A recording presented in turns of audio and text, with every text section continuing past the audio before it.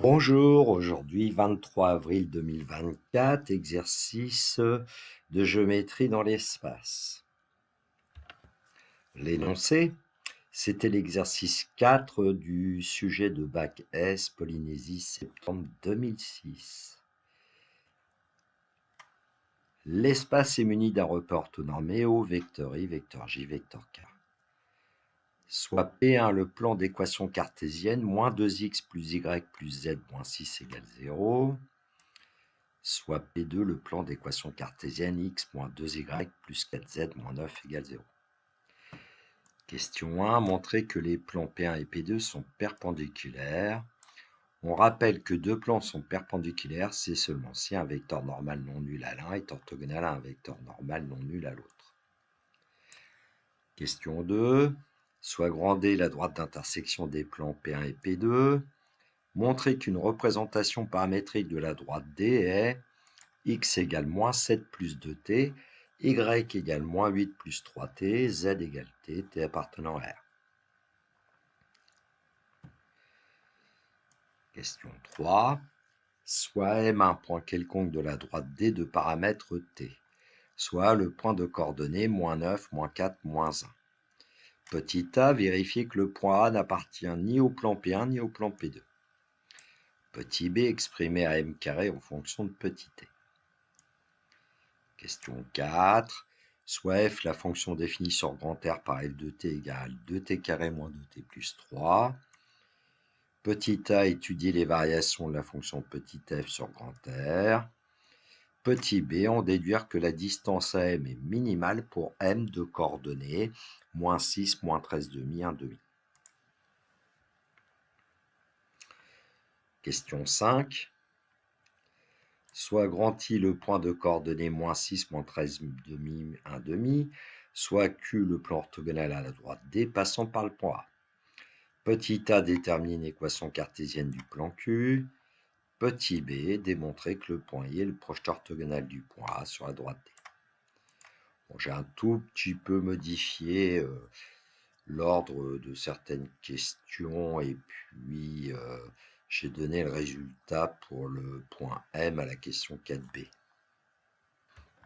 Correction, le plan P1 a pour équation cartésienne moins 2x plus 1y plus 1z moins 6 égale 0. Alors, par rapport à l'équation donnée dans le sujet, j'ai simplement précisé les coefficients devant x, moins 2, devant y, c'est 1, devant z, c'est 1, parce que ces trois coefficients vont nous donner les coordonnées d'un vecteur normal au plan P1 que j'ai appelé N1. Et donc, le vecteur N1 de coordonnées moins 2, 1, 1 est un vecteur normal au plan P1. Le plan P2 a pour équation cartésienne un x moins 2y plus 4z moins 9 égale 0. Donc, le vecteur N2 de coordonnées 1, moins 2, 4 est un vecteur normal au plan P2. On calcule le produit scalaire des vecteurs N1 et N2. Produit des abscisses, moins 2 multiplié par 1, plus produit des ordonnées, 1 multiplié par moins 2, plus produit des cotes, 1 multiplié par 4. Nous obtenons donc moins 2 plus 4, c'est-à-dire 0. Et comme le produit scalaire des vecteurs N1 et N2 est égal à 0, on peut affirmer que le vecteur N1 est orthogonal au vecteur N2, donc le plan P1 est orthogonal au plan P2. Conclusion, les plans P1 et P2 sont perpendiculaires. Question 2, montrer qu'une représentation paramétrique de la droite D est x égale moins 7 plus 2t, y égale moins 8 plus 3t, z égale t, t appartenant à R. J'en profite pour rappeler que quand on a une représentation paramétrique de droite, pour trouver par exemple un point de la droite, il suffit de donner une valeur à t. Si par exemple ici on donne la valeur à t 0, on va obtenir le point de coordonnées moins 7, moins 8, 0. Pour trouver un vecteur directeur de la droite D, il suffit de prendre les coefficients devant petit t, et donc un vecteur directeur de la droite D, le vecteur U de coordonnées 2, 3, 1. Méthode 1. Nous allons voir plusieurs méthodes. Alors D est la droite d'intersection des plans P1 et P2.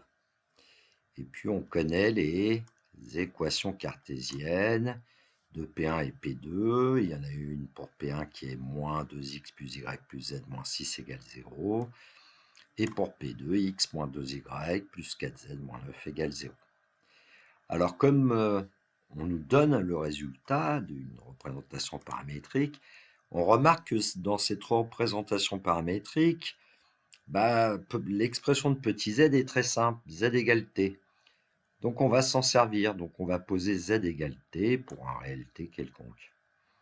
Et dans les équations cartésiennes données des plans P1 et P2, on va en fait remplacer z par t,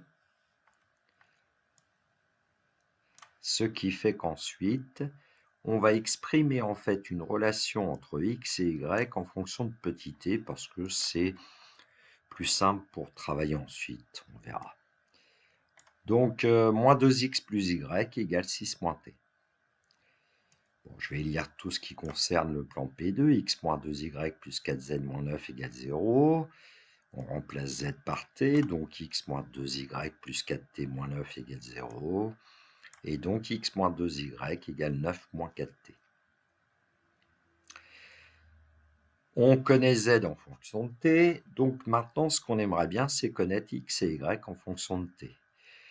Alors, j'ai considéré la première égalité que j'ai appelée L1, moins 2x plus y égale 6 moins t. La deuxième égalité que j'ai appelée L2, c'est un codage, x moins 2y égale 9 moins 4t. J'ai mis un peu de couleur pour que peut-être certains s'y retrouvent un peu plus. Et donc, entre les deux lignes, l'idée, c'est d'essayer d'éliminer soit x, soit y. Alors, quand on regarde les coefficients qu'il y a pour x et y dans la première ligne, il y a moins 2 et 1. Dans la deuxième ligne, il y a 1 et moins 2. Alors, en multipliant L1 par 2, on va faire apparaître un 2y, et en ajoutant avec la deuxième ligne où il y a un moins 2y, y va disparaître. Voilà les idées. Alors, 2L1, je multiplie tous les coefficients par 2, ça va donner moins 4x plus 2y égale 12 moins 2t. L2, on n'y a pas touché, mais je l'ai quand même réécrit pour qu'on voit bien. Et ensuite, on va ajouter membre à membre. 2L1 plus L2. Donc, moins 4x plus 2y, plus x moins 2y. On constate bien que les y vont disparaître. Et de l'autre côté, évidemment, membre à membre, 12 moins 2t plus 9 moins 4t. Il va nous rester dans le premier membre moins 3x, et dans le deuxième membre, en calculant, 12 plus 9, ça donne 21. Moins 2t moins 4t, ça donne moins 6t, donc moins 3x égale 21 moins 6t. Alors 21 ici sont des multiples de 3, donc j'ai divisé par moins 3, et en divisant par moins 3, on va trouver x égale, alors 21 divisé par moins 3 donne moins 7, plus 2t, car moins 6 divisé par moins 3 donne 2. Donc voilà petit x exprimé en fonction de petit t. Alors ensuite, il y a plusieurs façons de procéder. On pourrait reprendre une des lignes 1 ou ligne 2, remplacer la valeur de x en fonction de t qu'on a obtenu, et on trouverait y. En fait, je vais répéter un petit peu ce que j'ai fait pour trouver x. Afin de trouver y, on va essayer de trouver une opération algébrique pour éliminer en fait les x entre L1 et L2. Alors, quand on regarde le coefficient de x dans la première ligne, moins 2, et ici c'est 1, il suffit de multiplier la deuxième ligne, L2 par 2, et ajouter membre à membre. C'est ce que j'ai fait ici. Donc, on réécrit L1. 2L2 va donner 2x moins 4y égale 18 moins 8t. Et donc, en ajoutant membre à membre, on obtient moins 2x plus y, plus 2x moins 4y, égale 6 moins t plus 18 moins 8t. Dans le premier membre, il ne reste plus que moins 3y, puisqu'on avait y moins 4y. Les x s'en vont, entre guillemets. Dans le deuxième membre, on calcule 6 plus 18, 24, et moins t moins 8t, moins 9t.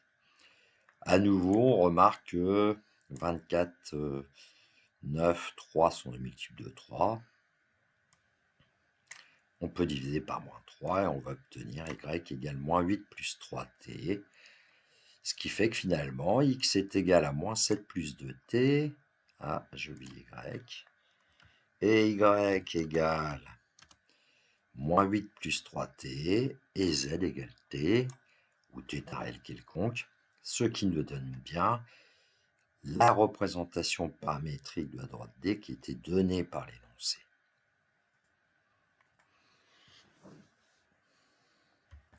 Méthode 2. Alors cette méthode, en fait, c'est quasiment une méthode de vérification. Alors on va appeler delta la droite de représentation paramétrique qui était donnée dans l'énoncé.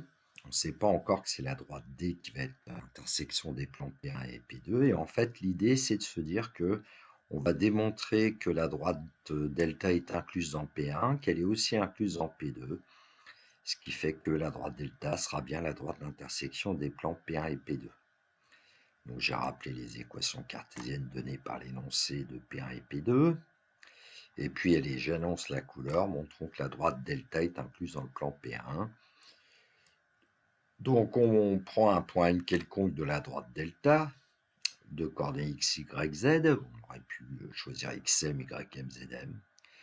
Et puis on va essayer de voir si ce point est bien dans le plan P1, ce qui fait que on va calculer moins 2x plus y plus z moins 6 et voir si c'est égal à 0 ou pas. Alors on calcule moins 2x plus y plus z moins 6.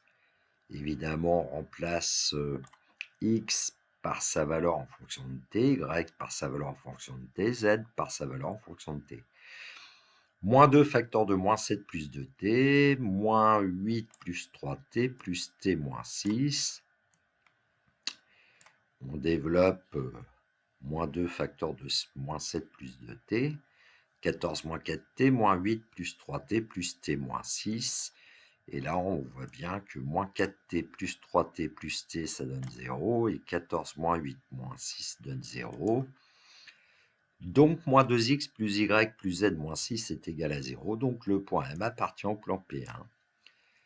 Donc, nous avons démontré que si M appartenait à delta, alors M appartient à P1, ce qui veut dire que la droite delta est incluse dans le plan P1.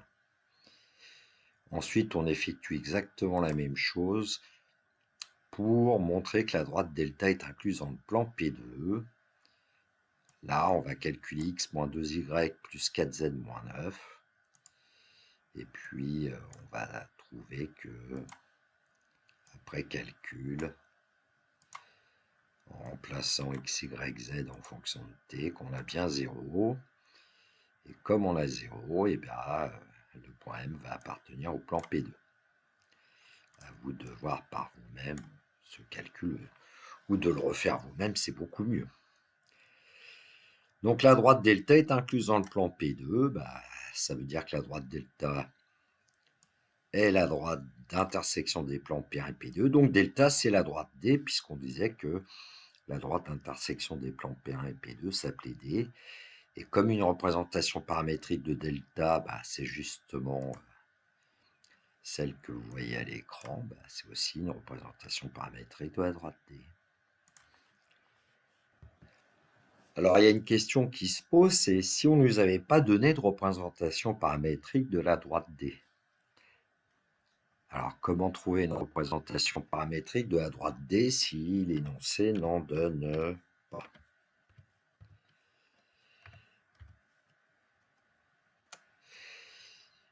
On va partir de l'équation cartésienne du plan P1 et l'équation cartésienne du plan P2 qui ont été données, puisque la droite grand D est l'intersection de ces deux plans.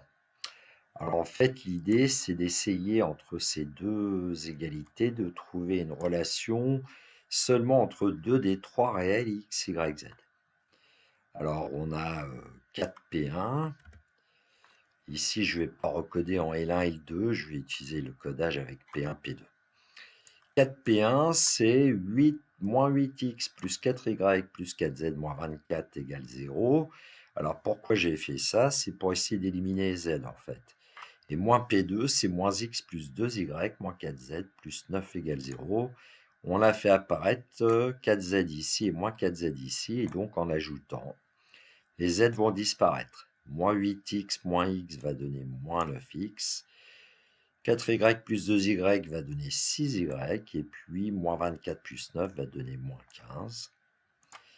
Alors on voit qu'on peut simplifier un peu cette égalité en divisant par moins 3, puisque moins 9, 6, moins 15 sont des multiples de 3. On obtient plus simplement 3x moins 2y plus 5 égale 0, c'est-à-dire 2y égale 5 plus 3x. Et en procédant ainsi, on fait comme si x allait être notre paramètre. Et donc, je vais poser s égale x. Et donc, y va être égal à 5 demi plus 3 demi de s. Et donc, on aura besoin ensuite d'exprimer x en fonction de s et z en fonction de s pour trouver une représentation paramétrique de la droite D. Alors, on reprend une des deux équations cartésiennes. J'ai pris la première apparemment. Moins 2x plus y plus z moins 6 égale 0. Et on va remplacer évidemment tout ce qu'on sait. S égale x, donc on remplace x par s. Y, on le connaît en fonction de s, 5 demi plus 3 demi de s. Plus z moins 6 égale 0, ce qui fait qu'on va obtenir petit z en fonction de s. Petit z, ça va être 6 moins 5 demi plus 2s moins 3 demi de s. J'ai gardé z dans le premier membre et transposé tous les autres nombres dans le deuxième membre. Et après calcul, on trouve que z, c'est 7 demi plus 1 demi de s. Ce qui fait qu'on a x, y et z en fonction de s. Donc une représentation paramétrique de la droite D, c'est x égale s, y égale 5 demi plus 3 demi de s, z égale 7 demi plus 1 demi de s, avec le paramètre qui s'appelle s, ici, qui appartient à grand R. Les coquilles que vous voyez, c'est parce que je fais du copier-coller et parfois j'oublie de modifier. Mais bon, parfois ça m'arrive aussi de faire des petites erreurs. Je suis un peu distrait, comme le célèbre acteur Pierre Richard dans le film Le Distrait. Je pense pas que vous puissiez trop connaître ce genre de film.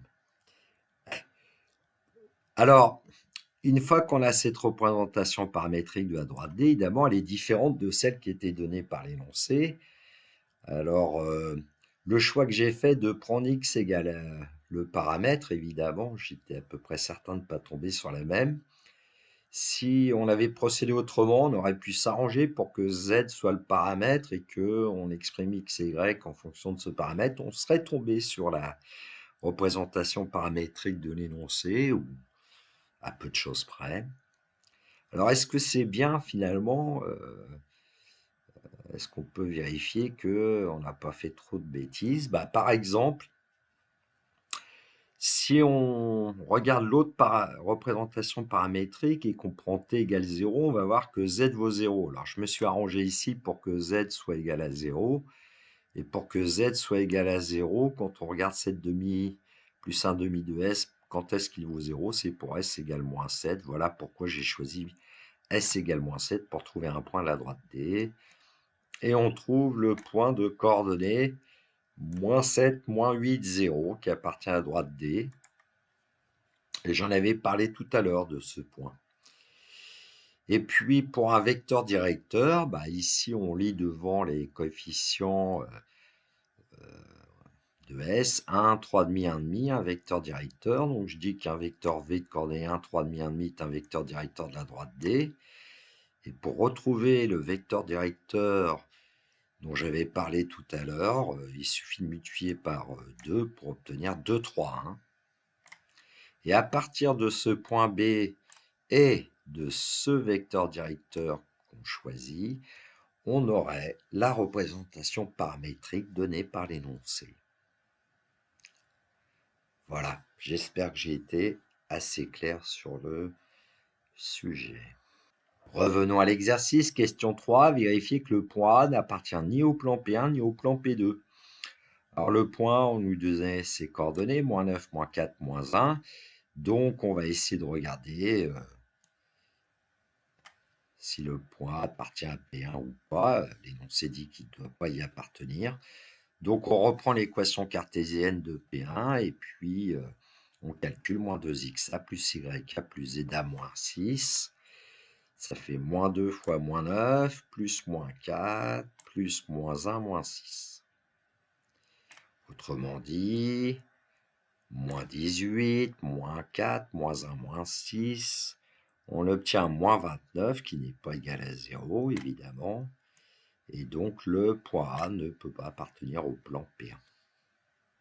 Là, je suis un peu plus précis. Le plan P2 a pour équation cartésienne x moins 2y plus 4z moins 9 égale 0. On va calculer x à moins 2yk plus 4z moins 9. Ça donne -9, moins 2 fois -4 plus 4 fois -1 moins 9. On obtient donc -9 plus 8, -4, -9, -14, qui n'est pas égal à 0. Et donc le point A n'appartient pas au plan P2. Question 3b, exprimer à m carré en fonction de t. Alors, le point A, on connaît ses coordonnées. -9, -4, -1. Le point M, on connaît ses coordonnées. -7 plus 2t, -8 plus 3t, t. On va d'abord calculer les coordonnées du vecteur AM. Comme ça, ensuite, on pourra calculer la norme du vecteur AM au carré qui nous donnera AM au carré. On obtient les coordonnées du vecteur AM avec la formule habituelle xm moins xa, ym moins yk, zm moins za. Appliquée, ça nous donne -7 plus 2t moins -9, c'est-à-dire plus 9, -8 plus 3t moins -4, c'est-à-dire plus 4, et puis t moins -1, qui donne t plus 1. On réduit. Le vecteur M a pour abscisse 2t plus 2, pour ordonnée 3t moins 4 et pour cote t plus 1.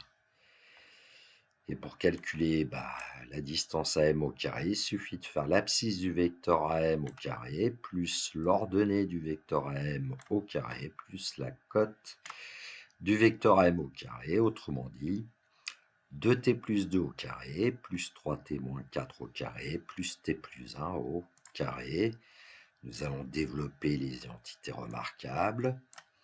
On obtient 4t carré plus 8t plus 4 pour l'abscisse au carré. Pour l'ordonnée au carré, on obtient 9t carré moins 24t plus 16. Et pour la cote au carré, on obtient t carré plus 2t plus 1. On va évidemment réduire cette expression.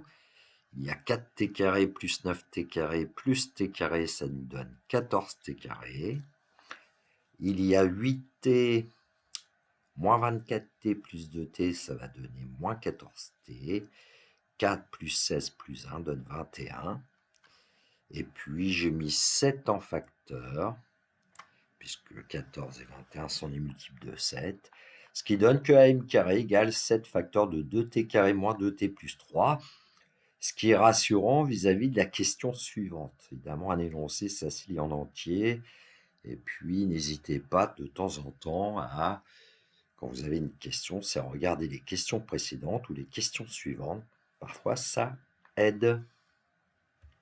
Question 4a, étudier les variations de la fonction petit f sur grand R. Et on lui disait que pour tout réel t, f de t, c'était 2t carré moins 2t plus 3. Alors, on peut soit aller chercher les résultats que vous aviez vus en classe de première. Enfin bon, ici, dérivé, ça ne coûte pas très cher. F' de t égale 4t moins 2. Nous avons besoin de connaître le signe de f' de t, donc nous allons chercher les valeurs de t, par exemple, pour lesquelles f' de t est strictement positif. Ça signifie 4t moins 2 strictement positif, ce qui signifie 4t plus grand que 2, c'est-à-dire t plus grand que 1,5. Donc, f' va être strictement positif sur l'intervalle 1,5 plus l'infini, ouvert en 1,5. F' de 1,5 va valoir 0, et f' va être strictement négatif sur l'intervalle moins l'infini, 1,5 ouvert en 1,5. On calcule l'image du 1,5 par f. Partout, on remplace t par 1,5. 2 fois 1,5 au carré, moins 2 fois 1,5 plus 3. C'est-à-dire 2 fois 1/4, ça donne 1,5. Moins 2 fois 1,5, ça donne moins 1, plus 3. Donc on a à calculer 1,5 plus 2, c'est-à-dire 1,5 plus 4,5, 5,5. On peut ainsi dresser le tableau de variation de la fonction f, puisqu'on connaît le signe de f'. Bon, ici dans le tableau, je n'ai pas mis 1,5, j'ai mis 0,5. Et ici, je n'ai pas mis 5,5, j'ai mis 2,5. C'est parce que c'est plus pratique pour moi. Voilà. 4b, en déduire que la distance AM est minimale pour le point M de coordonnées moins 6, moins 13,5, 1,5. Alors, dans l'énoncé de bac, on ne donnait pas la réponse. On demandait de chercher le point M pour lequel la distance est minimale. Mais bon, si vous allez chercher cet exercice, c'est bien de pouvoir savoir à peu près où on va. Et si vous ne trouvez pas ce fameux point M, bah, c'est que il y a une erreur quelque part, il faut la rechercher. Les maths, c'est aussi faire des erreurs. Croyez-en ma vieille expérience de distrait. Alors on sait que AM carré, bah, finalement, c'est 7 fois f de t. Hein. Et donc, comme 7 est strictement positif, bah, m carré va avoir les mêmes variations que f. Je vais aller chercher quand même l'expression de AM carré, hein, qui était à la page précédente. AM carré, c'est 7 facteurs de t carré moins 2t plus 3. Et donc, AM carré est bien égal à 7 f de t. Alors, AM carré ayant les mêmes variations que f, sur grand R bien sûr, quand est-ce que AM va être minimal? Ben, on va pouvoir dire que AM est minimal, c'est seulement si AM carré est minimal. C'est seulement, si pardon, f de t est minimal. Et puis d'après l'étude des variations de la question précédente, ça veut dire que t égale 1,5. Et pour t égale 1,5, ben, on peut trouver les coordonnées du point M, que j'ai appelé xm, ym, zm. Donc xm c'est moins 7 plus 2 fois t, c'est-à-dire moins 7 plus 2 fois 1,5, ça donnera moins 6. Ym c'est moins 8 plus 3t, c'est-à-dire moins 8 plus 3 fois 1,5, on obtient moins 13,5. Et puis zm c'est t, donc on obtient 1,5. Et effectivement, la distance AM est minimale pour le point M de coordonnées moins 6, moins 13,5, 1,5. Question 5a, déterminer une équation cartésienne du plan Q. Alors Q, on dit dans le texte que c'est le plan orthogonal à la droite D passant par le point A. Bon, déjà, on connaît un point du plan Q et on sait que le plan Q est orthogonal à la droite D et que la droite D a pour vecteur directeur le vecteur que j'ai appelé U ici, 2, 3, 1. Et donc, ça veut dire que le plan Q a pour vecteur normal le vecteur U de coordonnées 2, 3, 1 et passe par le point A de coordonnées moins 9, moins 4, moins 1. Alors, je rappelle une petite propriété que j'utilise pour trouver assez rapidement une équation cartésienne. Le plan P de vecteur normal n de coordonnées ABC passant par le point K de coordonnées xk, yk, zk a pour équation cartésienne ax plus by plus cz égale axk plus byk plus czk. En fait, si on regarde bien dans son cours, lorsqu'on cherche une équation cartésienne de plan, on retrouve assez rapidement ce résultat. Donc ici, bah, ça nous donne que le plan Q a pour équation cartésienne 2x plus 3y plus 1z égale 2xa plus 3yk plus 1za. J'avais oublié de colorier. Donc le plan Q a pour équation 2x plus 3y plus z égale, alors 2 fois moins 9 plus 3 fois moins 4 plus moins 1, ce qui va nous donner moins 18, qui n'est pas colorié, moins 12, moins 1, ce qui donne moins 31, et finalement, on va pouvoir dire que le plan Q a pour équation cartésienne 2x plus 3y plus z plus 31 égale 0. Question 5b, démontrer que le point I est le projeté orthogonal du point A sur la droite D. Alors, il y a une méthode très rapide, il faut y penser. C'est que quand on a résolu certaines questions, on a dit que la distance à I, c'est la plus courte distance entre le point A et un point de la droite D. Voir les questions 3 et 4. Et puis, si on connaît bien son cours, puisque le point I appartient à la droite D, le point I, c'est le projeté orthogonal du point A sur la droite D. Méthode 2, encore une coquille. Cherchons le point d'intersection H de coordonnées x, y, z de la droite D du plan Q. Parce que ce point-là, c'est forcément le projeté orthogonal du point A sur la droite D. Eh bien, méthode classique, puisque le point H appartient à la droite D, ses coordonnées vont vérifier la représentation paramétrique de la droite D qu'on connaît.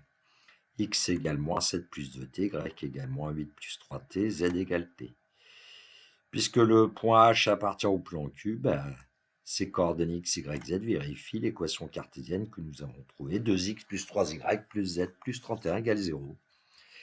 Donc on sait qu'on repart de l'équation cartésienne du plan Q. Et puis partout où il y avait x, y, z, on remplace x en fonction de t, y en fonction de t, voilà pour la méthode. Et puis z en fonction de t, plus évidemment 31 égale 0. Donc on obtient cette égalité, qui est une équation dont l'inconnu est petit t. Alors on développe, moins 14 plus 4t, moins 24 plus 9t, plus t plus 31 égale 0. On finit par obtenir 14t moins 7 égale 0, ce qui donne t égale 1,5 évidemment. Et puis pour t égale 1,5, on sait que le point H, ça sera le point I, puisque le point I avait été obtenu pour t égale 1,5. À vous de revoir ce qui a été fait auparavant. Donc le point I est bien le projeté orthogonal du point A sur la droite D. Évidemment, la méthode D est beaucoup plus longue, mais bon, c'est une méthode à bien connaître puisqu'elle intervient dans beaucoup de sujets de bac. Savoir trouver le point d'intersection entre une droite et un plan.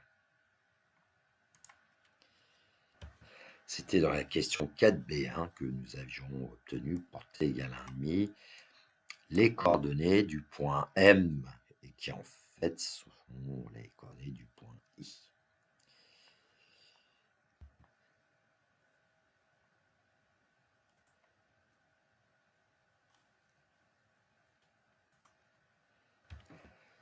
Voilà, la correction de cet exercice est terminée.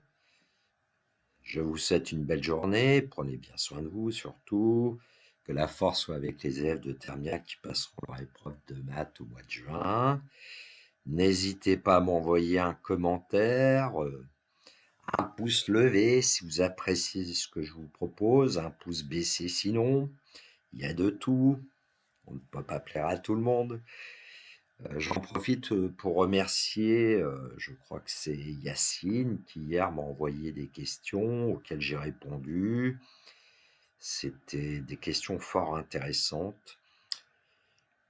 Voilà, merci à lui et puis merci à vous tous qui regardez. Au revoir.